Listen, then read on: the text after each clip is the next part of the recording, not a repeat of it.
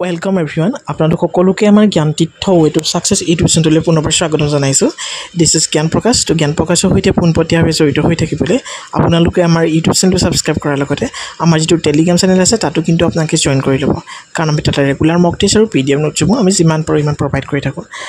তো এতিয়া কথাটো হ'ল ডিএমই টেকনিক্যাল এক্সামৰ ইতিমধ্যে ৰিজাল্ট ঘোষণা কৰিছে ইতিমধ্যে আপোনালোকে ৰিজাল্ট পাইছে যিদিনাখন ৰিজাল্ট ঘোষণা কৰিছে মই সেইদিনাখন আপোনালোকক নটিফিকেশ্যনটো দি দিছোঁ এটা ভিডিঅ'ৰ জৰিয়তে জনাই দিছোঁ কিন্তু ৰিজাল্ট দিয়াৰ পিছত আৰু মই সেইখিনি জনাই দিয়া নাই কাৰণ ইজনী সিজনী ইউটিউবাৰে সকলোৱে জনাই দিছে আৰু আপোনালোকে ৰিজাল্টটো মোৰ পাইছে যিসকলে পাইছে মোৰ হাৰ্ডিয়েষ্ট কংগ্ৰেচুলেশ্যন থাকিলে কাৰণ এই এক্সামটোৰ কাৰণে আমি সম্পূৰ্ণভাৱে আপোনালোকৰ লগত জড়িত আছিলোঁ লগতে ডিএবি নন টেকনিকেলৰ কাৰণে আপোনালোকক আমি মক টেষ্ট প্ৰভাইড কৰিছিলোঁ হয়নে নহয় গতিকে কোনে কোনে আপোনালোকে কোৱালিফাই কৰিছে আপোনালোকে কমেণ্টত এটা কমেণ্ট কৰিব যে আই এম কোৱালিফাই আৰু মই আপোনালোকক ডেফিনেটলি মোৰ শুভেচ্ছা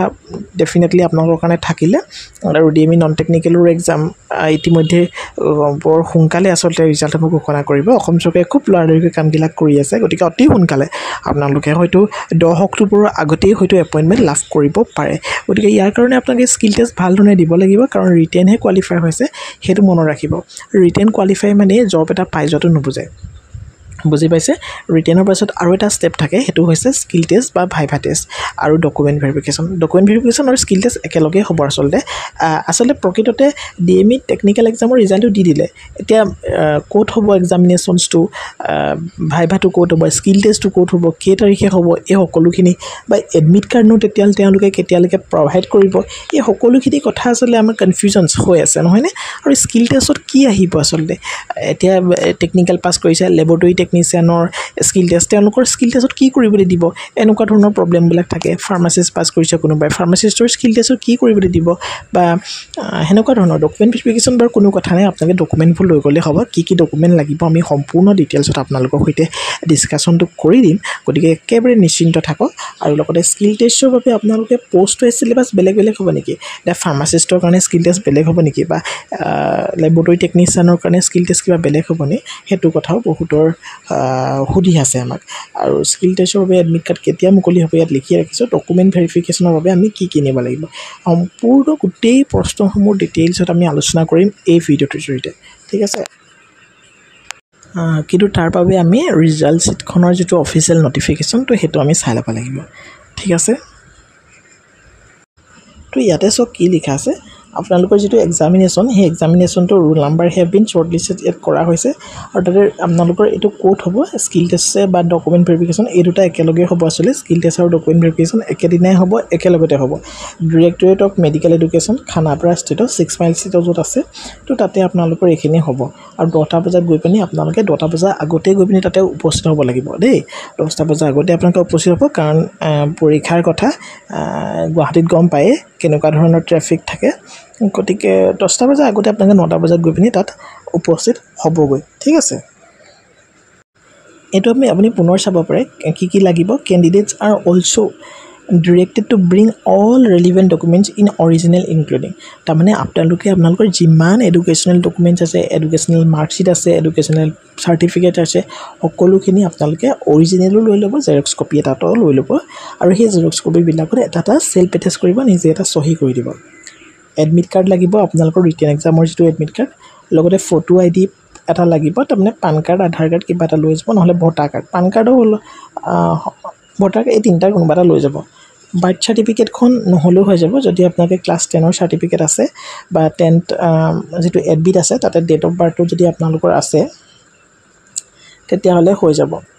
নেক্সট আপোনালোকৰ all pass certificates from SSLC honours SSLC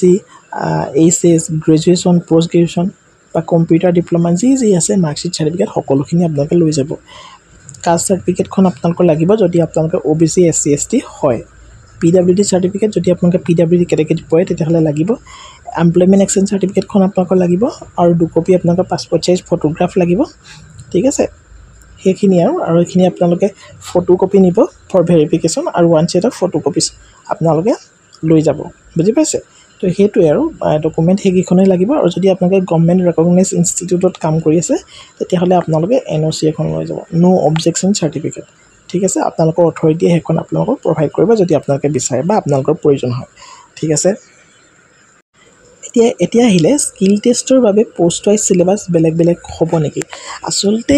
এই টেকনিকেলৰ স্কিল টেষ্ট বুলি ক'বলৈ বেলেগ একো নাই এতিয়া ADR স্কিল টেষ্ট বুলি কৈ দিয়াৰ লগে লগে কম্পিউটাৰ ৱৰ্ড কিবা কিবি আপোনালোকক তাতে কৰিবলৈ দিয়ে কিন্তু এই টেকনিকেলৰ DME টেকনিকেলৰ স্কিল টেষ্ট বুলি ক'লে আপোনালোকৰ কেৱল ভাইভাহে অনুষ্ঠিত হ'ব বেছিকেলি